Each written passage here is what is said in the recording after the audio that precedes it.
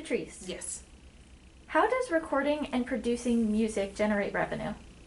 Well, I think it can be straightforward when we think about producers, right? There's a general understanding that, singer-songwriters, you go to a producer and that you're going to pay them to create music for you. So on the end of being a producer, most will say, okay, cool, like, yeah, you can kind of get the idea that there's going to be revenue coming through there, and there can be really good if you create really great music, and you're, can do good turnaround and you have a great setup, then you can generate income off of doing it that way. On the flip side of it, too, as a singer, if you don't record, like myself, I'm not a producer, I can also put out there to record my vocals, which I've done. I've been paid, people contacted, can you sing this song, be a demo singer.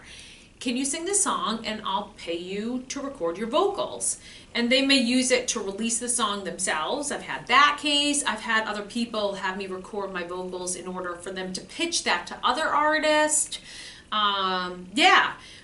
So, there's those two ends. I'm like, there's not really much in between. They're either going to utilize my vocals with their song in order to release it. A lot of times I'll sign a work for hire so I don't get a percentage off of that because I didn't really write the music. Sometimes if you add your own kind of melodic spin on that, you can also ask for a percentage into that if you contributed to the actual writing of it.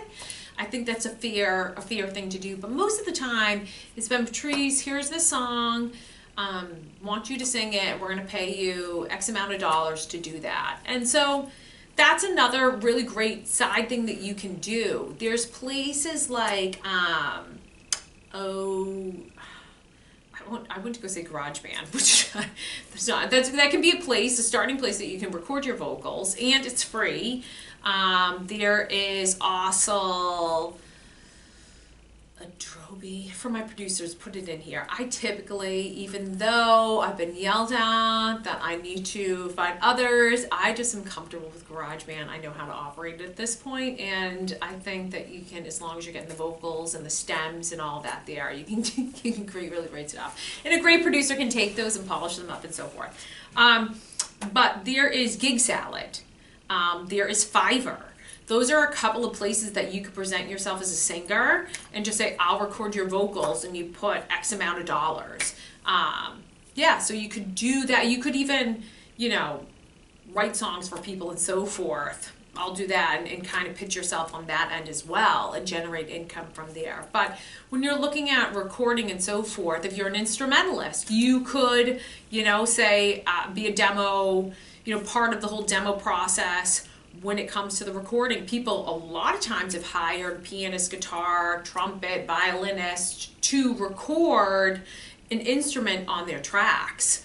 So I think you can do a few things with that as well. You can start to outreach to the different recording studios in the area, introduce yourself, send a demo, let them know what you're able to do, and then you can go onto the different sites and put up a profile there and just let people know as well that you're for hire for these different services there. So there's, again, another way to kind of think about, you have the big river and you might have lots of different trickling streams that contribute to that, but I think it's also fun because it changes things up and it adds some more, it can also push you for different skill sets that you have to be able to do. And I think knowledge is power, and the more abilities we have, the more confident we can feel and so forth. So that's how you can go and generate income off of being a recording artist.